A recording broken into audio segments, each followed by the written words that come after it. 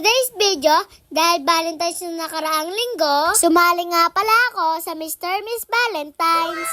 Nagpalagay nga pala ako ng nail extension dyan. Sana all. Siyempre, ang gagawa na naman ng hair and makeup ko ay si Pokwang. Nasanay na nga ako na si Pokwang ang nagpapaganda sa akin kapag ako ay nalaban. Naayos na nga pala yung buhok ko dyan. At ngayon, mini-makeupan na ako. Inaantok na nga ako ng mga time na yan. At ayan nga pala si Pokwang. Ito nga pala yung kinalabasan ng hair and makeup sa akin ni Pokwang. O, diba? Parang dalaga lang.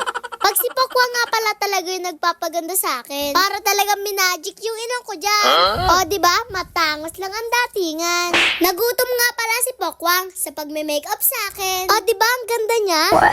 Tapos na nga ako minake-upan ni Pokwang. Kaya naman, pupunta na ako sa school. Habang hindi pa nga nag-uumpisa, nakipagchismisan muna ako kay Sophia. Siya nga pala ang aking best friend sa aming room.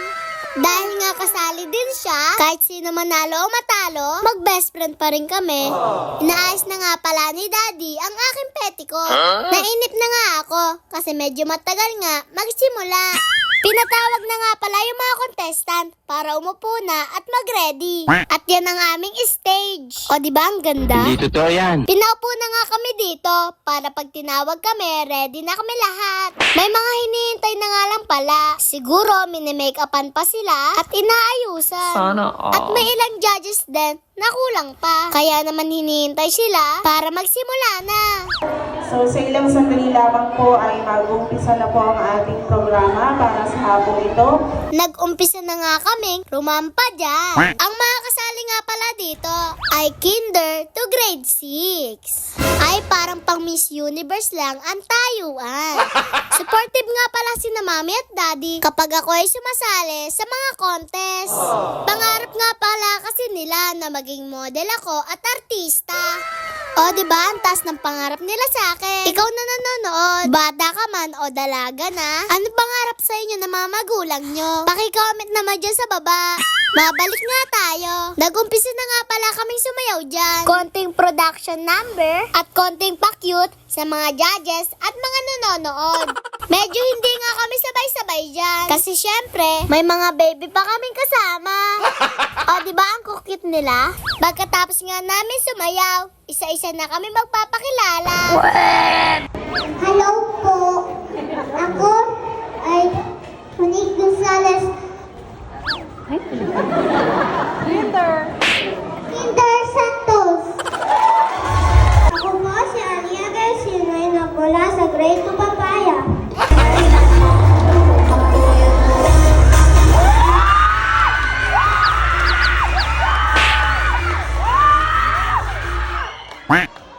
Princess Sabrina Iaquilar, 8 years old, representing grade 3 Langka.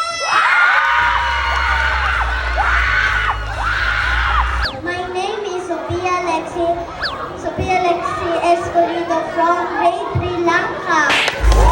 My name is Mika Isabella Francisco from grade 5 Melao. My name is Denise Christine C. Chato from grade 6 Caimito.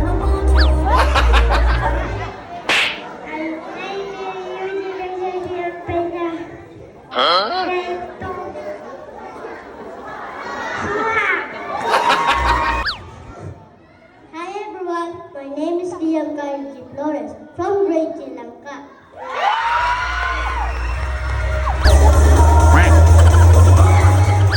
Hello everyone, my name is John Cedric Emberg from grade 3 Langka, Pangga. Natapos na nga yung production namin at pagpapakilala. Ngayon naman magpapalit kami ng aming kasuotan. Lahat nga pala ng mga babae ay may papalit ng gown at mga lalaki naman ay mga formal attire. Sana all. Sinimulan na nga pala ako palitan ng aking mami. At yan nga pala si Tita Audrey. O diba nandyan pa rin si Pokwang. Talagang siya pa rin na magpapaganda sa akin. Sinuotan na nga pala ako dyan ng petticoat. At isa-isa na nga sinuot ng aking gown. Talagang napakalaki ng gown na nakuha nila sa akin. At talagang sobrang bigat. Ang tawag dito, tiis ganda. Ay siya, kung makikita makikita nyo talaga ako sa personal ay napakaganda. Hindi totoo yan. Kita nyo ba yan kung paano nila ako suportahan? Si Pokwang na nag-aayos ng buhok ko. Ang daddy ko ay nag-aayos ng aking likod. Meron pang taga-paypay. Andyan din si mami para ayusan ako. Mga tita ko na busy rin sa akin. At lahat sila busy talaga sa akin. Sana all. Hay, ang sarap talaga sa piling. Ito nga palang gown na to ay inarkilan namin kay Jan Marks Gown for Rent. Halos lahat nga pala ng gown ko, dyan ko kinukuha. At talagang napakaganda talaga ng mga gown nila. Sa mga nagandahan sa aking gown, i-comment ko sa baba para kayo ay makaarkila sa kanila. Jan Marks, Bikini Man. Sobrang laki nga pala talaga ng gown ko. Kaya sina mami at daddy, todo buhat ng aking gown. Hay nako, Tish, ganda talaga. Ako nga pala pinakamalaking gown dito. Kaya lahat sila ay pandiso. Halos lahat na madadaanan ko ay makikibuhat na lang. Dahil nga sa laki ng aking gown. O, diba? Taklob na taklob talaga ako. Halos wala nang makita sa akin. Maraming salamat nga pala sa mga tumulong sa akin. At ako ay nakalakad na sa stage. O, diba? May pahabol pa si Daddy. Parang sakop ko na dyan yung buong stage. Joke lang. Peace. Nung pababa na nga pala ako ng stage, ay sinalubong na ako ng mga teacher. Sana all. Thank you po sa inyo. Pinaupo na nga pala kami isa-isa dyan. Kaso, hiniwalay nila ako kasi nga, hindi na ako magkasya. Pumantik na nga pala kami lahat ng contestant. At dito, i-a-announce na kung sino yung mga nanalo. Tatawagin na nga pala isa-isa yung mga nanalo. At ang unang tinawag nga pala ay Best in Photogenic. Kaso hindi ako natawag eh. Kaya naman ang kasunod ay Darling of the Crowd. Goes to number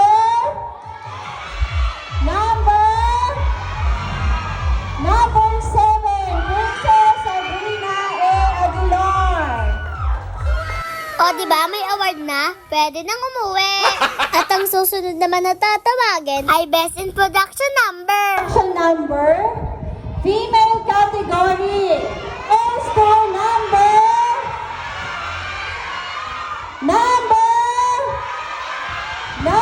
7, Princess Sabrina A. Aguilar. O diba parang hakot award pa yata. At ang sunod naman ay Best in Gown. The best in gown goes to number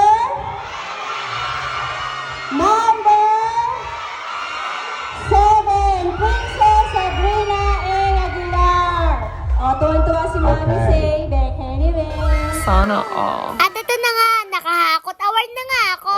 Thank you nga pala sa mga judges sa pagpili sa akin. Hakot Award. Alam ko namang ginalingan ko at ginawa ko yung best ko. Sa mga hindi nga nakakuha ng award, huwag kayong magsasawa sumali ha. Kasi diyan nyo mapapakita ang mga talento nyo. Maraming salamat nga pala sa inyo. At ang susunod naman na tatawagin ay ang second runner-up, first runner-up, at ang tatanghalin Mr. Miss Valentine's 2024.